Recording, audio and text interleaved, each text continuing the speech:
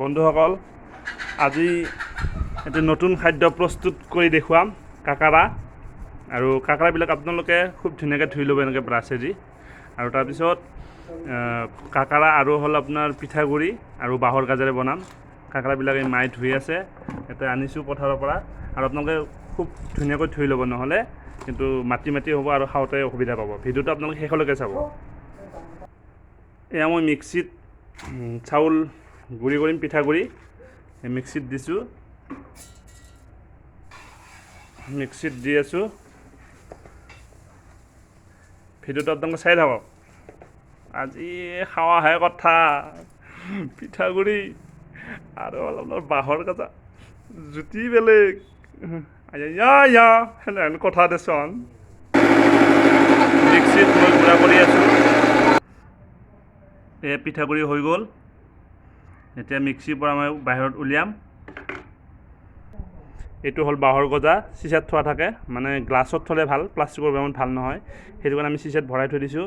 এতিয়া উলিয়াম এইটো বাঁহৰ গজা, বাতিত উলিয়াম। বহুত টাইট হৈ আছে, উলিয়াই আছোঁ। এইটো ওলাই বা বহুত মানে টাইট হৈ আছে। এইটো পিঠাগুড়ি আৰু এইটো হ'ল আপোনাৰ বাঁহৰ গজা, একেলগে উলিয়াই লৈছোঁ। এতিয়া কেনেকৈ বনাম গোটেইখিনি ভিডিঅ' আপোনালোকক দেখুৱাই আছোঁ, চাই থাকক বাৰু। কাকাৰাখিনি বনোৱাৰ আগতে অকণমান নহৰু জলকীয়া অকণ ভাজা হৈছে। আৰু আমি কাকাৰাবিলাক ৰেডি কৰিছোঁ। এইটো আমি জুইত বনাম, কেনেকুৱা হয় আপোনালোকে চাই থাকক। অকণমান হালধি দিলে, এইটো হালধি দি দিছোঁ। এইটো বাঁহৰ গজা দি দিলোঁ। ভাজা আৰম্ভ কৰিছোঁ, কিন্তু খাৱাহে কথা। সেনেহেন কথা দেচোন বাৰু। আজি মাৰ হ'ব দেই বন্ধুসকল, যদি ইচ্ছা আছে আহিব পাৰে চাব। এয়া পানী দিলোঁ, পানী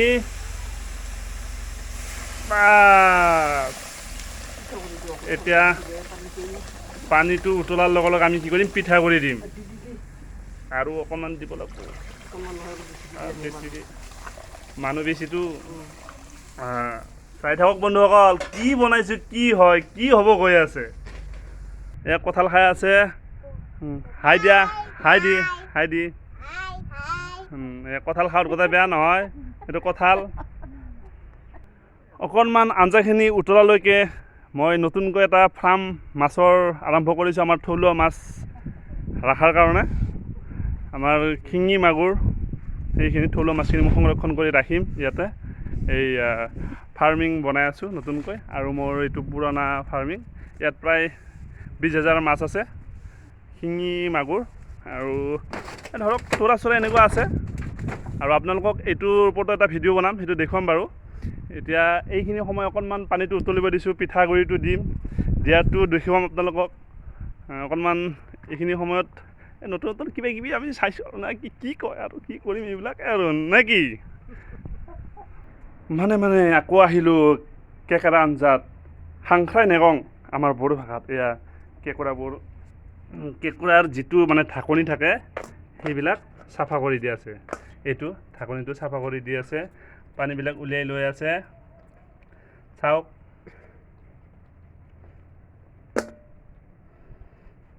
এইটো এনেকৈ চাফা কৰা গৈছে। এইটো ঢাকনিখন এৰি দিছোঁ, তাত মাটি চাটি থাকিব পাৰে, এইটো চাফা কৰি দিয়া হৈছে। এইটো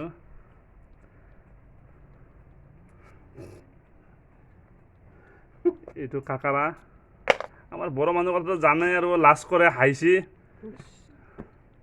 এয়া কঁঠাল খাই আছে, দাঁত চাত নাই। এয়া আমাৰ মাজু দাদাৰ ল'ৰা, কঁঠাল খাই হাতত আঠা।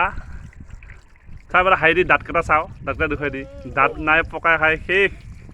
চকলেট খাৱাত কম নহয় কিন্তু। হাই কৈ দিয়া, হাই কৈ দিয়া। এতিয়া আমি পিঠাগুড়িবিলাক দিলোঁ, পিঠাগুড়ি দি আছোঁ। এয়া পানীবিলাক যেতিয়া উতলি উঠিব, মানে ধৰক তাত নহৰু আছে, বাঁহৰ গজা আছে, যেতিয়া উতলি উঠিব তেতিয়া আমি লগে লগে পিঠাগুড়িবিলাক দিয়া আৰম্ভ কৰিম। কিন্তু কম কমকৈ দিব লাগিব একেলগে দিলে কিন্তু গোট খাই যাব সেইটো পিঠাগুড়ি আঞ্জা নহয় ডাইৰেক্ট পিঠা হ'ব কিন্তু এয়া কাকাৰাও দিয়া আৰম্ভ হ'ল কাকাৰাবিলাক এটা দুটাকৈ লাহে লাহে পেলাই দি আছে এইটো মানে কি কাকাৰা দিয়া আৰম্ভ হৈ গ'ল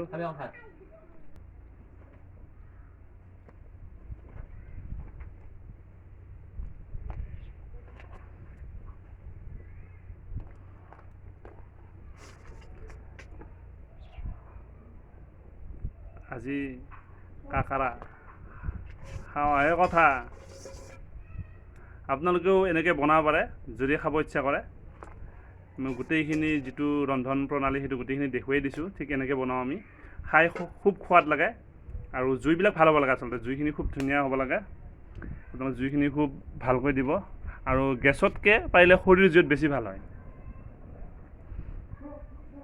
এতিয়া উতলিব আৰম্ভ কৰি আছে উতলি আছে এটা সময়ত ধুনীয়া হৈ উঠিব গোটেই ৰঙা হৈ উঠিব পিঠাগুড়িও গোট খাই আহিব আৰু পিঠাগুড়িটো দিওঁতে আপোনালোকে সদায় চাব যদি একেলগে গোটেইখিনি দিয়ে নহয় তাতে পিঠাগুড়ি আঞ্জা নহয় সেইটো কি হ'ব আপোনাৰ পিঠা হ'ব পিঠা গোটেইখিনি কম কমকৈ দিব চাব কিমানখিনি লাগে কিমানখিনি নালাগে আকৌ পিঠাগুড়ি লাহে লাহে দি আছে মানে পিঠাগুড়ি আমি চাম কিমান লাগে কিমান নালাগে তেনেকৈ চাই চাই পিঠাগুড়িটো অকণ অকণকৈ দিব লাগে এইটো পিঠাগুড়িটো দি আছে আজি আমাৰ বেষ্ট ৰান্ধনি হৈছে মা মাক বাৰু দেখুৱাম আপোনালোকক দুদিনমান পিছত মানে অকণমান লাজ কৰেতো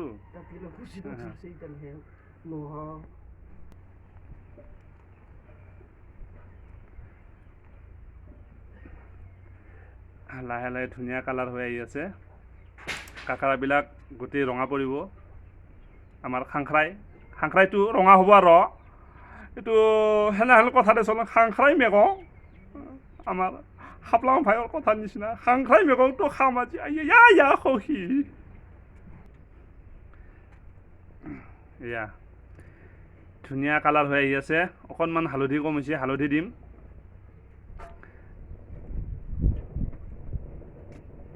আপোনালোকে এনেকৈ বনাই খাবচোন এবাৰ বন্ধু বান্ধৱী খুৰা খুৰী পেহা পেহী আটা আবু মামা মামী সকলো একবাৰ নানা নানি এবাৰ বনাই খাব সকলোৱে এনেকৈ কাকাৰা মানে খুব ভাল লিভাৰৰ কাৰণেও ভাল ইয়াত কোনো মানে ক্ষতি নাই বেমাৰী মানুহো খাব পাৰে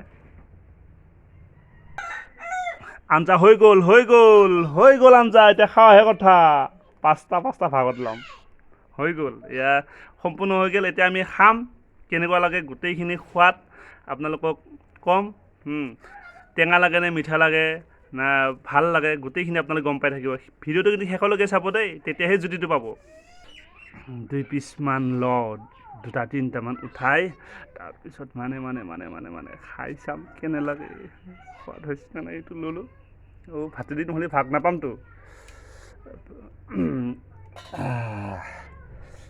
এইটো মানে এতিয়া অকণমান খাই চাম কেনে লাগে আপোনালোকক জনাম ভাল হৈছে নে বেয়া হৈছে এতিয়া মানে কাকাৰাটো খাৱাহে কথা গৰম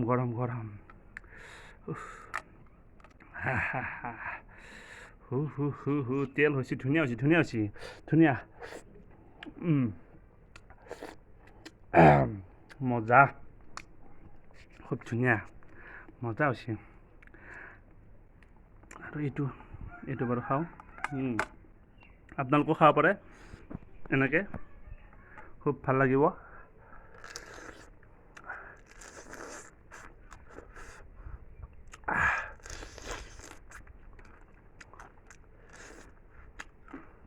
খুব ধুনীয়া হৈছে খুব ধুনীয়া হৈছে আপোনালোকে বনাব এই দেখিছেনে ইমান ধুনীয়া তেল এইটো চাওক খুব ধুনীয়া বস্তু এইটো খুব ধুনীয়া এইটো এনেকৈ ভাঙি ল'ব লৈ এনেকৈ খাৱাহে কথা খুব ধুনীয়া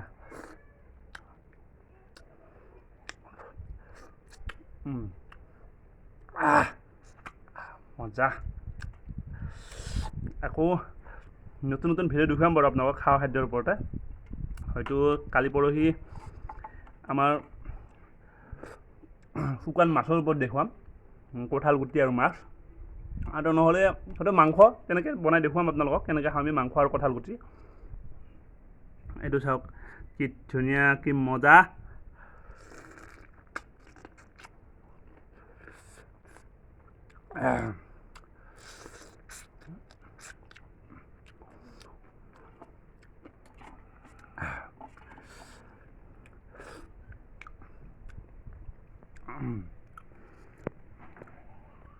ভিডিঅ'টো আপোনালোকৰ কেনেকুৱা লাগিব জনাব লাইক কমেণ্ট শ্বেয়াৰ কৰিব যদি বেয়া পাইছে লিখিব যদি ভাল পাইছে তথাপিতো আপোনালোকে অকণমান মোক জনালে মই নথৈ আনন্দিত হ'ম ধন্যবাদ